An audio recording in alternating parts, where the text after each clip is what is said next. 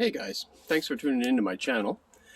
I just want to do a quick little overview on my 2020 Can-Am Maverick Sport 1000R.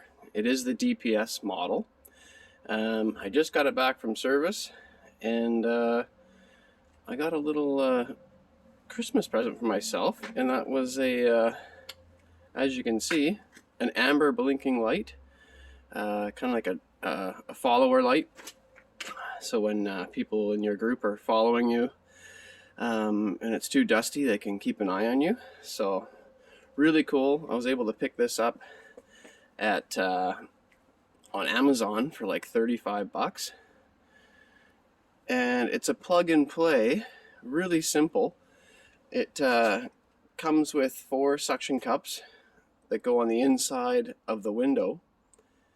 And so far they've been holding on really well.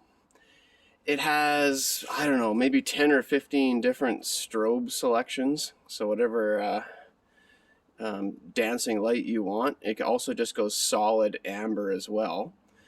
So I'm really happy with that. I'll show you the inside, how it plugs in. So it just goes into your normal cigarette lighter, okay? And then this one here with the red light, that just shows that it's on. There's also another toggle right beside it, and what you do is you just toggle through that, and it changes the strobe. So I just hit it once. We'll go see what's going on. But there's a lot of them. They're really cool. So that's the next one. I'm not going to go through them all. So for 35 bucks, guys, you can't really go wrong. You can mount this pretty much anywhere. If you weren't interested in using the suction cups, it does come with a swiveling little metal bracket, and you could totally modify that so it actually will go on, and you can mount it onto metal instead of a back glass. So thought I'd share that with you guys. Also, this is the Expedition rack by Razorback Off-Road. I am totally stoked with this thing. I first made a rack myself. It lasted about 2 years, and then it just started making too many noises, and it just wasn't strong enough. So I picked this one up from Razorback, and couldn't be happier. As you can see, you can put the roto packs on the sides.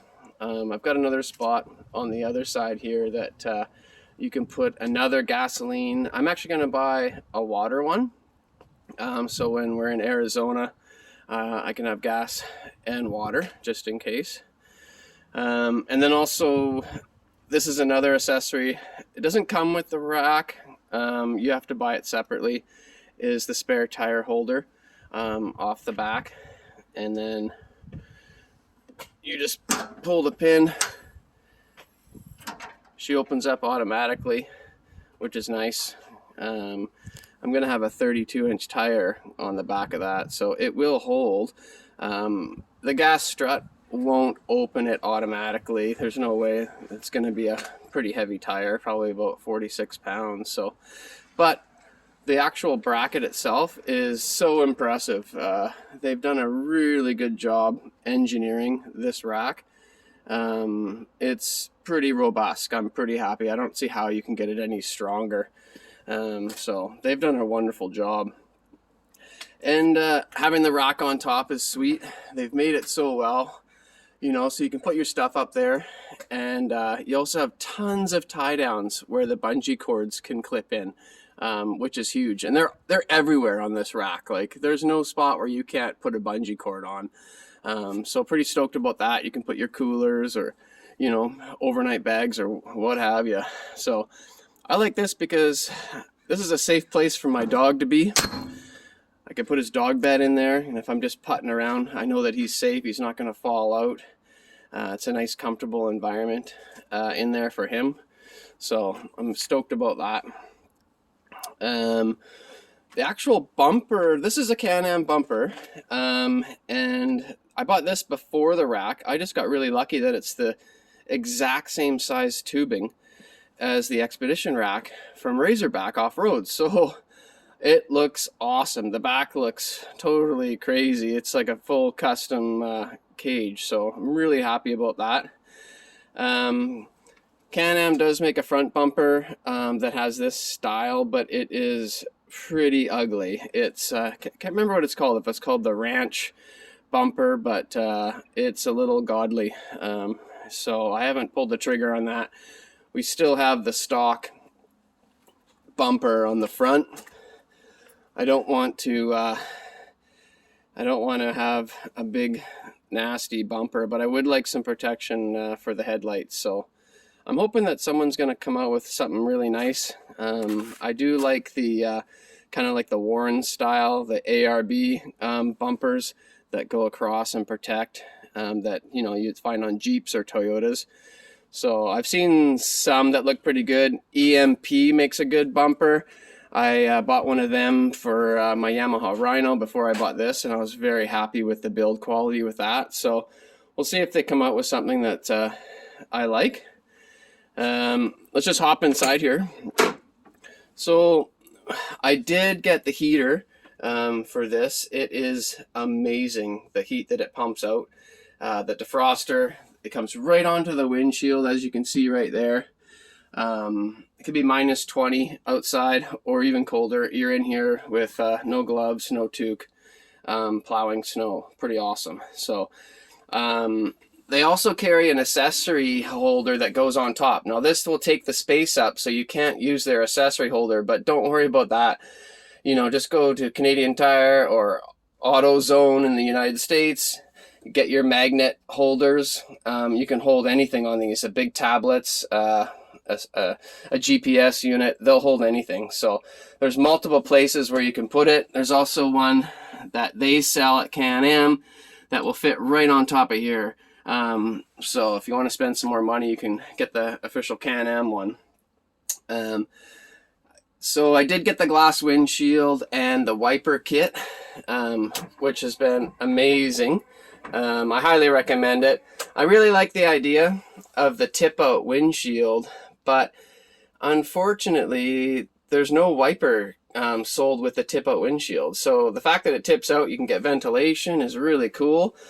But until they come out with an OEM glass DOT approved tip out windshield, that will be my next purchase. I would get that one for sure. But I've done the polycarbonate. They scratch no matter how careful you are.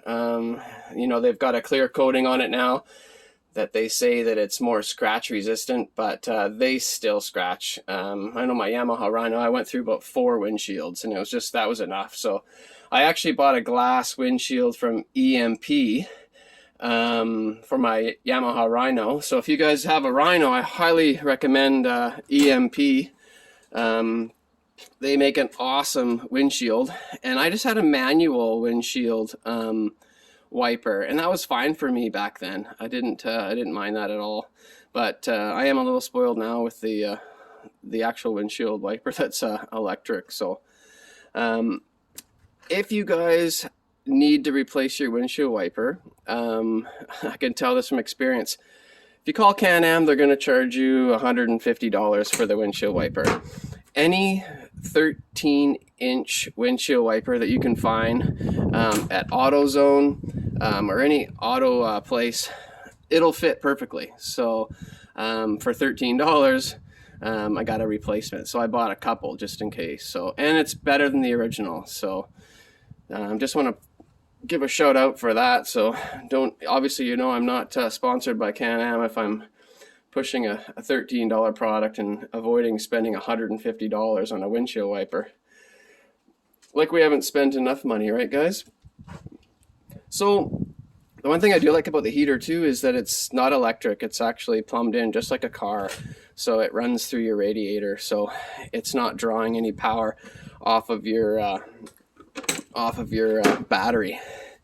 I did get the Can-Am bag. I couldn't really find anything that I liked online that really fit perfectly, and I'm really happy with this.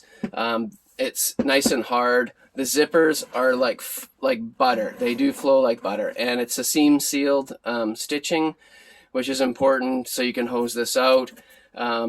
and it's got lots of capacity inside. Got the little air pump in there right now, so I am happy with that. Obviously I don't like the price of Can-Am, but you know what?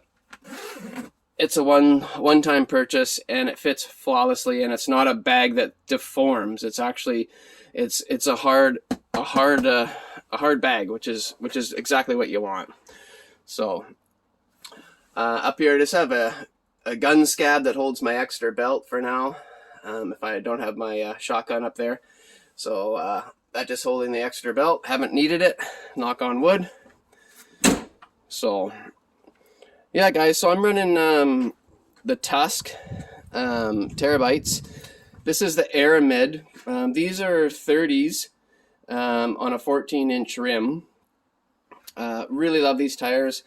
I had these tires before, but I had the just the 8-ply tire. I rode them a lot in Arizona. They did an awesome job. They were 30s as well. But when the 10-ply came available, just a lot tougher tire, a little more robust, so puncture resistant. So I went with those. I am going to upgrade shortly to a 32-inch tire, and I've got a Dalton clutch kit on order, so that's exciting. So we're going to get that put in pretty soon. I think it was like under $300 for the clutch kit. So pretty reasonable. That'll give me better gearing, so I'm not going to be wearing out the belt or putting unnecessary stress on it. So like I said, I just got it back from the dealership. I actually had to have the gearbox completely replaced. I did a stupid thing and I towed something, and as you can see, that nice shiny piece right there, you don't want to replace that, guys. Very expensive. But it had to be done. I learned my lesson, so I'm not going to be towing any logs with this anymore. I'll leave that up to the tractor, and we're just going to use this as a fun toy. And I don't even think I'm going to plow with it anymore. I do have a plow set up for this, which is the Can-Am plow. It is awesome.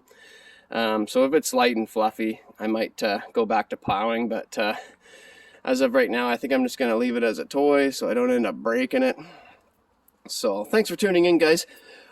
Please hit that like button and that subscribe, and I'm going to send out a new video soon, and I hope everybody's doing good. New Year's is 2 days, so happy New Year's, and stay tuned for the next channel. Please subscribe.